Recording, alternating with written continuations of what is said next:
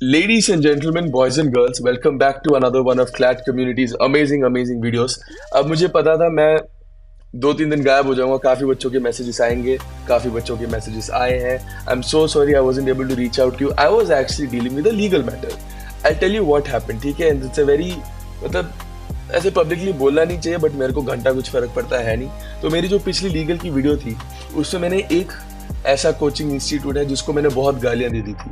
Story क्या है कि एक बच्चा आया था मेरे पास और वो मुझे कह रहा था कि सर मैंने 88,000 दे दी है, मेरे पापा ज़्यादा कमाते नहीं है बट मैंने अपने पापा को कन्विंस किया, उनसे मैंने 88,000 लिए और मैंने एक कोचिंग को दिए और सर उस कोचिंग ने ना ही मेरी कोई मदद की है, मेरा स्कोर नहीं बढ़ा है. मैं जब भी उनको कोई डाउट्स लेके जाता हूँ मेरे कभी डाउट्स क्लियर नहीं होते, ना ही वो ढंग से मॉक्स कराते हैं सर, ना ही ढंग से जीके की क्लासेस लेते हैं, ना ही मेरा क्वांट्स इंप्रूव हो रहा है. और ये बच्चा क्लैट के 7 महीने पहले आके 6.5 महीने पहले आके मेरे सामने ये कह रहा है कि मैंने अपने बाप के पैसे बर्बाद कर दिए हैं, मैं एक और कोचिंग ले नहीं सकता सर. और उसकी आंखों में आंसू थे, राइट. और आई अंडरस्टैंड दिस. मेरे पास बहुत बच्चे आते हैं जो कहते हैं सर हमने वहाँ पे पैसे बर्बाद कर दिया इसीलिए मैं आपके पास आया हूँ. बट जब मैंने उस बच्चे को मेरे सामने रोते देखा तो मेरे से थोड़ा रहा नहीं गया. तो उसके बाद चलो मैं पढ़ाने ही बैठा था लेकिन फिर मैंने गालियाँ इतनी दी ना उस इंस्टीट्यूट को, और मैंने फिर भी यार मुझे इसमें कोई शर्म नहीं है. अब तुम इतने बुरे काम करोगे और अपने आप को एक एजुकेशनल इंस्टीट्यूट बुलाओगे तो शर्म तुम्हें रखनी चाहिए. फिर मैंने काफ़ी गालियाँ दे दी थी और फिर उनकी एक टीम मेंबर ने मुझे कॉल किया था और कहा था कि sir you will have to take the video done और we will go for a strike. मैंने कहा तो मैं तो वीडियो निकालूंगा नहीं, बट फिर उन्होंने स्ट्राइक कर दी, फिर मुझे वीडियो निकालनी ही पड़ी. बट पॉइंट बीइंग आज के बाद से हम कोई भी कोचिंग का नाम नहीं लेंगे, हम ना थोड़ा स्मार्ट बन जाएंगे. तो जब भी मैं बुरे बच्चों का नाम लेता हूँ ना, मैं यूजुअली जैसे लोग नहीं कहते राम श्याम, वैसे हम कोचिंग इंस्टीट्यूट के लिए भी 2 नाम रखेंगे जैसे एज एन एग्जाम्पल. ठीक है, मैं कोई भी रियल लाइफ कोचिंग इंस्टीट्यूट की बात नहीं कर रहा हूँ. Okay, we are talking about 2 coaching institutes. ठीक है, बस ऐसे जैसे राम नाम श्याम है वैसे हम इन दोनों के भी नाम रख देते हैं. एक का नाम रख लेते हैं PL, क्योंकि IPL चल रहा है इसीलिए मैंने PL उठाया, वरना इधर एंडिंग में L का कोई वो रिश्ता नहीं है. और एक का नाम रख देते हैं LP. ठीक है, अब इसमें भी स्टार्टिंग में L का कोई रिश्ता नहीं है, बस नाम है. अब बाकी समझ जाओ, कोई इशारा काफ़ी है, भगवान बचाए. Okay, now coming back to our classes. देखो बच्चा, मुझे पता है तुम्हारी पढ़ाई रुकनी नहीं चाहिए. आज भी मुझे बहुत काम था, अभी फिलहाल देख लो तुम रात के 1 बज रहे हैं. ठीक है, but trust me, I promised you, ये थोड़ा लीगल का इशू हो गया था, वरना तुम्हारी मैं तो ट्राई करूंगा हर दूसरे दिन एक वीडियो डालूं या फिर डेली ही एक वीडियो डालूंगा. ये मतलब एक तरह से समझ लो मेरी पर्सनल गारंटी है. ठीक है, अगर तुम लोगों ने सीरीज को फॉलो नहीं कर रखा है, प्रीवियस वीडियोस को जाके देखो.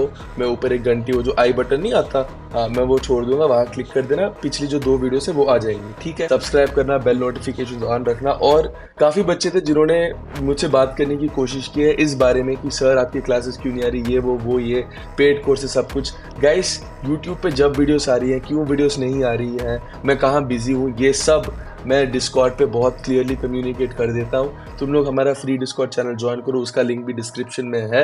अगर लिंक पे नहीं जाना तो इधर चले जाओ, मैं इधर लिंक छोड़ दूंगा, तो सीधा डिस्कॉर्ड पे चले जाया करो. वहाँ पे मैं रेगुलर अपडेट्स देता ही रहता हूँ.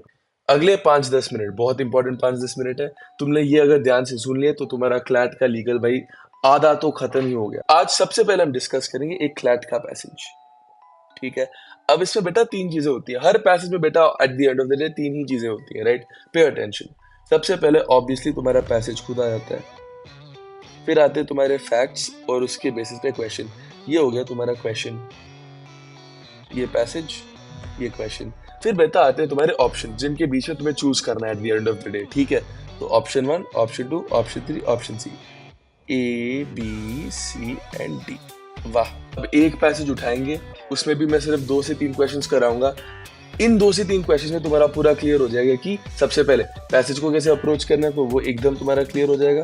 पैसेज को कैसे अप्रोच करना है, दूसरा क्वेश्चंस को कैसे अप्रोच करना है, ये भी एकदम क्लियर हो जाएगा. सबसे इंपॉर्टेंट फिर तुम्हारा ऑप्शंस को कैसे अप्रोच करना है, ये भी क्लियर हो जाएगा. ठीक है, as simple as that. Done. Let's start with the CLAT passage. Here is your shell CLAT passage. ठीक है, पॉज करो वीडियो को, अटेम्प्ट करो. कर लिया, वेरी गुड. अब मेरी बात ध्यान से सुनना. डन. हमने ऑलरेडी बेसिक्स डिस्कस की थी पहले वीडियो में. सबसे इंपॉर्टेंट सिर्फ 3 चीजें होती है बेटा. नंबर 1 प्रायोरिटी पे तुम्हारा हमेशा आएगा प्रिंसिपल, जिसमें से हमेशा 2 से 3 क्वेश्चन आते हैं. दूसरा आ गया तुम्हारा एग्जाम्पल, जो बेसिकली तुम्हें प्रिंसिपल अप्लाई करना सिखाता है. This is also included in the 2 to 3. तीसरा सबसे इंपॉर्टेंट आता है तुम्हारा एक्सेप्शन. राइट। इसमें से एक क्वेश्चन पक्का आएगा। मतलब अगर तुम लोगों ने ये फॉर्मेट फॉलो कर दिया, तुम्हारा लीगल में एटलीस्ट 5 में से 4 तो पक्का है, ठीक है। Now coming back to the passage, pay attention. तो पहली चीज तुम्हें याद रखना है कि तुम्हें पैसेज ना काफी तेज स्टार्ट करना होता है, क्योंकि पैसेज में हर चीज तुम्हें पढ़नी नहीं है। तो सबसे पहले तुम पैसेज को एक क्रूजिंग स्पीड पे स्टार्ट करोगे। हर वर्ड को समझने की जरूरत नहीं है, हमें बस क्रूज करना है। क्यों? सबसे पहली बात, जो अननेसेसरी चीजें हैं वो हमें नहीं पढ़नी है, जो नेसेसरी चीजें वहां पे हमें रुक के पढ़ना है। तो इधर ज्यादा टाइम लगता है, इधर कम टाइम लगाना ही पड़ेगा, क्योंकि तुम्हें ओवरऑल टाइम भाई उतना ही देना है, राइट। तो सीधी सी बात है, start of the passage we should be fast. जब भी तुम्हें लगता है कुछ इंपॉर्टेंट आएगा, तुम थोड़ा धीरे हो जाना, फिर थोड़ा और ध्यान से पढ़ना। That is the trick to it. That's the very first fundamental rule of approaching a legal passage, right? You want to start fast, you want to slow down when there's something important coming at you. Now, इधर से लेके इधर तक कुछ भी relevant नहीं है, right? ये सब कुछ बच्चा क्या हो गया? ये सब कुछ बच्चा हो गया तुम्हारा डिस्क्रिप्शन। डिस्क्रिप्शन से यूजुअली क्वेश्चंस आती नहीं है, बट तुम्हें बस याद रखना है कि डिस्क्रिप्शन इधर था मेरा, बस इधर तक तुम्हारा कुछ इंपॉर्टेंट नहीं है, सब कुछ डिस्क्रिप्शन है, right. As simple as that. और डिस्क्रिप्शन से हमें पता है यूजुअली क्वेश्चंस आते भी नहीं है। अब इधर से पढ़ो, right, from here. In order to obtain a divorce by mutual consent, both the parties to the special are required to jointly present a petition for divorce to the district court on the ground that they have been living separately for 1 year or more. इधर दो चीजें important है। सबसे पहले district court, दूसरी चीज living separately for 1 year और मोर। ये बच्चा हो गया तुम्हारा प्रिंसिपल 1, ये हो गया तुम्हारा principle 2। Keep moving. Not able to live together, mutually agreed, ये भी मटेरियल है, right. At least 6 months after the presentation, but not later than 18 months, right? The court will send the decree that ये दिया, ये हो गया बेटा तुम्हारा principal 3, okay? Blah blah blah blah blah blah blah blah blah. Further, the personal presence of the parties. ये बड़ा important है, ध्यान से मेरी बात सुनना, right? ये मैं एंडिंग पढ़ाऊंगा, ध्यान से रखना। ये मैं वीडियो की एंडिंग में पढ़ाऊंगा, लेकिन ये बहुत बहुत इंपॉर्टेंट है, और ये तुम्हारे लीगल पे भी अप्लाई करेगा, तुम्हारे लॉजिकल पे भी अप्लाई करेगा। बट मैं अगर ये समझाने अभी बैठ गया तो तुम्हें बाकी की चीज़ें समझ नहीं आएंगी। तो will start with the basics. ये थोड़ा ना टेक्निकल है, बट ये इंपॉर्टेंट है। अब मेरे को मिल गया तो मैं समझा के ही छोड़ूंगा, ऑब्वियसली कृष्णा सर है, छोड़ेगा नहीं डाउट्स के साथ। तो सबसे पहले ये देखो सर, आपका आइडेंटिफिकेशन जादू फिर से काम कर गया। भाई हमेशा काम करेगा, तुम्हें बस जानना है कहाँ क्या पढ़ना है। अब तुमने तेजी से पढ़ा, ये सब इमटेरियल था, इंपॉर्टेंट क्या था? ये लाइंस ही तुम्हारी इंपॉर्टेंट है, बस दैट्स इट। तुम्हें पूरा पैसेज याद रखने की जरूरत नहीं है। अब हमने आइडेंटिफाई कर लिया हुआ बेटे कि ये इंपॉर्टेंट लाइंस है, बस तो पहले इधर ध्यान देंगे हम, बस इधर से क्वेश्चन आएंगे। हमें पता है क्योंकि प्रिंसिपल, एग्जाम्पल, एक्सेप्शन तो दिया नहीं है, प्रिंसिपल और एग्जाम्पल है, 4 क्वेश्चन इधर से ही आ रहे हैं। बस हमने देखो बेटा प्रेडिक्ट कर लिया हुआ, right. We have already predicted this much. So जब हम पैसेज पढ़ रहे थे, राइट, हमें याद होना चाहिए कि हाँ प्रिंसिपल इन 4 लाइन्स ने दिया, और यहाँ पे हम थोड़ा धीमे होके पढ़े, तब तुम्हें याद रह जाएगा।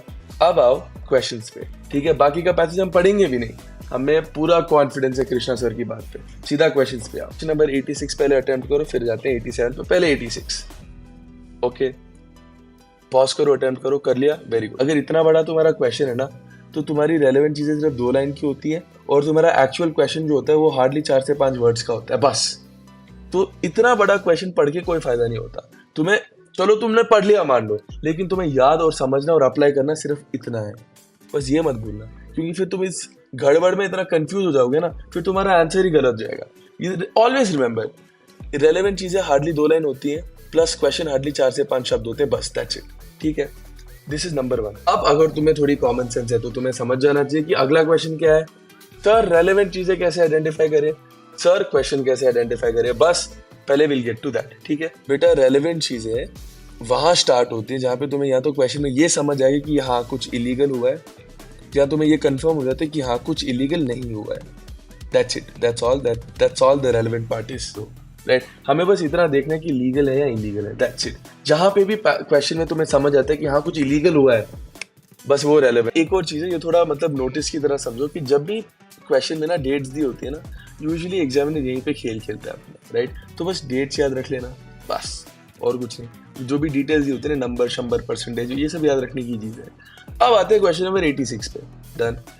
Mrs A Hindu female, Mrs B Christian male, got married as per the law blah blah blah in January 20। बस डेट याद रखना है, बाकी तो बेटा इधर से सब कुछ इरेलेवेंट है, हमें सब पढ़ने की जरूरत ही नहीं है। ऑन जनवरी 26, 2021, बेटा डेट इंपॉर्टेंट है बस, और कुछ नहीं। 2018, 2021 कितने साल हो गए, बस तुम्हें ये याद रखना है, बाकी आगे बढ़ो। Mrs A Mrs jointly present है, वेरी गुड, इससे हमें कोई फर्क नहीं पड़ता, इससे भी हमें कोई फर्क नहीं पड़ता, इससे भी हमें कोई फर्क नहीं पड़ता। अब मैंने तुम लोगों को कह दिया कि भाई तुम्हारा पूरा पैसेज यूजलेस है, राइट, और तुम्हारा क्वेश्चन सिर्फ इतना है कि which of the following statements is correct. Just because तुम्हें पता है कि क्वेश्चन में तुम्हें सिर्फ वो उठाना है जो लीगल है या इलीगल है, तुम्हें पता है इधर तो क्वेश्चन ऐसे फालतू में दिया है। अब तुम्हें इतनी क्लैरिटी तो है कि हाँ ये देखो बेटा ये पूरा अननेसेसरी, हमें पढ़ने की जरूरत नहीं है, हमें बस आइडेंटिफाई करना है which of the following is correct, बस। अब तुम मेरी बात सुनो, ये हो गया बेटा तुम्हारा सिंपल सा ट्रू और फॉल्स क्वेश्चन। अब तुम लोग, मुझे पता है थोड़ा तुम्हारा दिमाग फट चुका है। सर आपने मुझे पहले कहा कि क्लैट के लीगल पैसेज में मुझे सिर्फ 4 से 5 लाइन पढ़नी है, मैंने कहा सर ठीक है मान लेता हूँ। फिर सर अभी आप कह रहे हो कि सर क्लैट में क्वेश्चन के फैक्ट्स ही नहीं पढ़ूं मैं। अब सर मानना थोड़ा मुश्किल हो रहा है मुझे। अब तुम ना इसके सॉल्यूशन के बाद मानना शुरू कर दोगे। ध्यान से देखो, the district court shall pass a decree of divorce with in 6 months। हमें पता है 6 से प्लस है, हमें कैसे पता है, प्रिंसिपल में कृष्णा सर ने बताया, इंपॉर्टेंट है। सबसे पहले A eliminate. The district court shall pass a decree of divorce after 18 months। हमें पता है बिफोर 18 months होना चाहिए, हमें पता है बी भी नहीं है, very good. Shall not immediately pass a decree of divorce by mutual consent. अब देखो हमें पता है 6 से ज्यादा लेना ही है, इमीडिएटली तो हो नहीं सकता। क्वेश्चन क्या है, which of the following is true. ये बेटा ट्रू एंड फॉल्स का क्वेश्चन है बेटा, आंसर तुम्हारा सी। ये बेटा ट्रू एंड फॉल्स का क्वेश्चन है, आंसर तुम्हारा सीधा सी। अब तुम लोगों को याद आ रहा है कि सर मेरी बात सुनो, अब आप मुझे कह रहे हो कि मुझे पैसेज में सिर्फ 4 लाइन पढ़नी है, वेरी गुड। अब मुझे पता है कि क्वेश्चन में भी सिर्फ 6 से 7 वर्ड्स पढ़नी है, सर वेरी गुड। अब सर ऑप्शंस भी आप ट्रू और फॉल्स की तरह करा रहे हो। सर ये क्या हो रहा है, क्लैट का पेपर है, 5th क्लास का पेपर है। देखो मेरी बात सुनो, राइट, अगर तुम ये मेरे बिना करने बैठते तो थोड़ा कॉम्प्लिकेटेड होता, राइट, लेकिन क्योंकि मैंने तुम्हें बच्चों की तरह समझाया ना, तुम्हें लग रहा है इजी है, लेकिन इसी चीज को रेप्लिकेट करना बच्चा मुश्किल काम है। इसीलिए सबसे पहले तुम्हें याद रखना है कि पैसेज को फंडामेंटली अप्रोच कैसे करना है। 4 से 5 लाइन होती है सर प्रिंसिपल, वो याद रखनी है। अब भगवान ने अगर तुम्हें ज्यादा देन दे दिए तो 6 से 7 लाइन हो जाएंगी, बस उतना ही पढ़ना है तुम्हें, ये याद रख लेना तुम, नंबर 1। नंबर 2, क्वेश्चन में सबसे इंपॉर्टेंट चीज क्या होती है सर, क्वेश्चन में सबसे इंपॉर्टेंट चीज वो रेलेवेंट पार्ट जो है, कुछ इलीगल हुआ है या नहीं।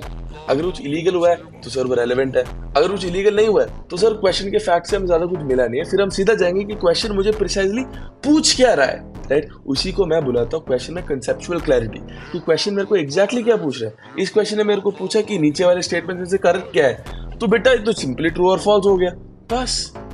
तुम्हारा दिमाग जब इतना शार्प चलेगा और ये इतना जल्दी चलेगा ना, तुम्हारा पेपर ऐसे सोल्व होगा बेटा, ऐसे, right, as simple as that. अब देखो एक बच्चा होगा, नॉर्मल बच्चा जिसने मेरी क्लासेस लगाई नहीं है, वो पूरा पैसेज पढ़ेगा, फिर वो पूरा क्वेश्चन पढ़ेगा, फिर वो सारे ऑप्शंस पढ़ेगा। तुम लोगों ने क्या किया, 4 लाइन ऊपर पढ़े, 4 शब्द नीचे पढ़े, ट्रू और फॉल्स कर दिया, ऑप्शन सी सीधा, वाह। अब क्वेश्चन नंबर 87 करो। 87 करने से पहले मैं तुम्हें बता दूं, 87 काफी इंपॉर्टेंट क्वेश्चन है, ध्यान से पढ़ना और इसको मार्क भी कर लेना, ठीक है, मार्क भी कर लेना, इट्स वेरी इंपॉर्टेंट। चलो, या Hindu female, B Christian, okay, related to special marriages January 18, very good. इधर तक सब कुछ रिलेवेंट था, कुछ नहीं समझने की जरूरत, शाबाश। January 15, A presented petition of divorce by mutual consent before the court on the ground that A and B have been living separately for period of 1 year, very good. इधर तक तो सब कुछ ठीक चल रहा है तुम्हारा, तो इधर तक बेटा सब कुछ हो गया हमारा। Immaterial, that B has been an adult, okay, इधर हो गया तुम्हारा बेटा इलीगल का, ये बेटा हो गया इलीगल। अब किसके साथ था, क्रिश्चियन के साथ, अननेसेसरी। अब सीधा आते हैं वो 4 शब्द के क्वेश्चन पे। क्वेश्चन पूछ रहा है which of the following is correct. अब देखना पिछले क्वेश्चन में और इस क्वेश्चन में एक ही चीज अलग है, इसमें एक बंदे ने कोई इलीगल काम किया है, बाकी सब सेम। उधर भी म्यूचुअल कंसेंट के लिए अप्लाई किया था, इधर भी म्यूचुअल कंसेंट के लिए अप्लाई किया है। अब मेरी बात सुनो, ध्यान से सुनना, मेरे को पता है 80% बच्चों ने एक क्वेश्चन गलत किया है, मैं बताऊं क्यों। अब याद रखो 87 इंपॉर्टेंट क्वेश्चन इसीलिए है क्योंकि 87 तुम्हें ये इतना स्ट्रेट फॉरवर्ड समझा देगा कि क्लैट के स्टैंडर्ड में और तुम्हारे एलपी और पीएल के स्टैंडर्ड में डिफरेंस कितना है। 87 का बच्चा आंसर सीधा होने वाला सी फॉर चंडीगढ़, राइट। मैं बताता हूं क्यों। पैसेज तुम्हारी बात कर रहा है म्यूचुअल डिवोर्स के बारे में, pay both the parties have to jointly present it. अब सर हमने एक क्वेश्चन गलत कर दिया सर, मेरा दिल थोड़ा भारी हो गया, अब मैं हल्का कर दूंगा। ध्यान से सुनना मेरी बात। तुम्हारा जो क्लैट का पेपर आता है ना, उसको एक ट्रिक के साथ मैं 40% आसान कर दूंगा। ध्यान से सुनो, ओके? तुम्हें ना नॉर्मली क्या होता है, ध्यान से सुनना, ठीक है? नॉर्मली क्या होता है कि तुम्हें ना क्वेश्चन में वो फ्रेटेड प्रिंसिपल्स दे देंगे, similar to what happened here. मैं इधर से समझा देता हूँ कि एक प्रिंसिपल बच्चा इधर दिया है, एक प्रिंसिपल बच्चा इधर दिया है, एक थोड़ा इधर दिया, एक थोड़ा इधर दिया, राइट? तो तुम्हें ना फ्रेटेड प्रिंसिपल्स मिल जाते हैं, ठीक है? अब प्रॉब्लम विद दिस इज कि तुम्हें एक तो याद रखना मुश्किल हो जाता है, फिर जब तुम्हें एक क्वेश्चन मिलता है ना, तुम्हें हर चीज़ का देखना पड़ता है कि हाँ क्या इसने इस प्रिंसिपल को सेटिस्फाई किया, इसने क्या इस प्रिंसिपल को सेटिस्फाई किया, इसने क्या इस प्रिंसिपल को सेटिस्फाई किया। तो तुम्हें ये समझने में और ये करने में ना ज़्यादा टाइम लगता है। अब तुम मेरी बात सुनो बेटा, बेसिक ह्यूमन नेचर है, खूबियाँ नहीं निकलती हमसे, बुराइयाँ ऐसे निकलती हैं। कभी देखा अपनी मम्मा को बोलते हैं कि हाँ कि इस आंटी ने कोई अच्छे कपड़े पहने, नहीं, एक ये पहने दिए कुड़ी ने, एक ये छोटे छोटे कपड़े पहन के रखे दिए। तो हम इंसान ना बेटा, इंसान बच्चे इन जनरल गलतियाँ निकालने में बेटा माहिर होते हैं, माहिर, गलतियाँ निकालने में तो नंबर 1। तो तुम मेरी बात सुनो, अपनी आइडियोलॉजी और अपने कैरेक्टर के अगेंस्ट तो तुम जाओ ही मत, राइट? तुम्हें गलतियाँ निकालनी आती है तो तुम ये क्यों कर रहे हो कि हाँ कितना किस प्रिंसिपल से मैच हो रहे हैं? तुम्हें पता है क्या करना है? तुम्हें बस देखना है कि जो मेरे 4 ऑप्शन हैं उनमें से सिर्फ एक ऑप्शन है जो सारे प्रिंसिपल्स को मैच करेगा। बेटा फिर तुम्हारे 3 ऑप्शन ऐसे हुए ना जो एटलीस्ट एक में एक प्रिंसिपल को मैच नहीं करते।